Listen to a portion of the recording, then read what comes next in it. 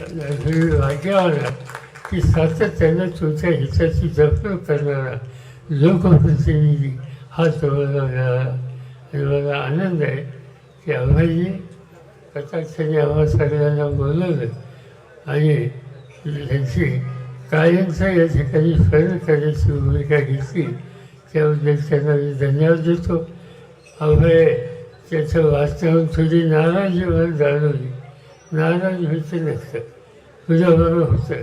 वेळ येते वेळ जाते, एखाद्या गोष्टीला उशीर होतो, पण उशीर असला ते लोक विसरलेले नाही. ही उपस्थिती सांगते, लोक विसरलेले नाहीत. त्यामुळे तुम्ही चिंता करू नका.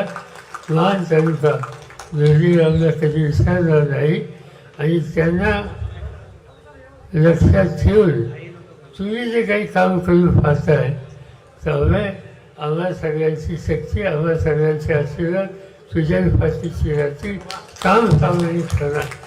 आणि आणखीन एक उल्लेख या ठिकाणी आपल्या खासदारांनी केला. त्यांनी एक भयंकर काही गोष्ट या ठिकाणी सांगितली. त्यांनी जी गोष्ट सांगितली की तुम्ही सगळे व्यासपीठावरचे एकत्र राहिला तर या तालुक्याचे प्रश्न सुटतील.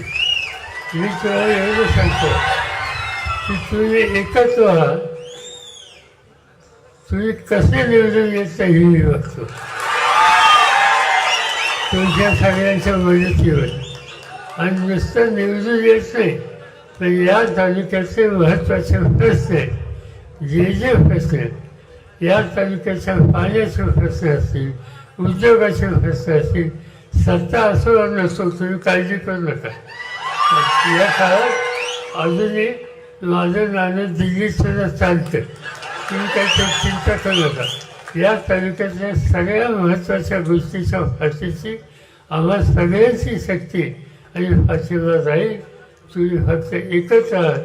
आम्हाला महिना 15 दिवसामध्ये सगळे एकत्र बसून येऊन मला सांगा, बारामतीत सांगा, नाही तर पुण्या मुंबईत सांगा की असं आम्ही एक झालेलो आहोत. आमच्यापैकी कुणाला तुम्ही संधी द्या, आम्ही निवडून आणतो आणि त्याच्यासाठी काम करतो. एवढं तुम्ही स्पष्ट करा.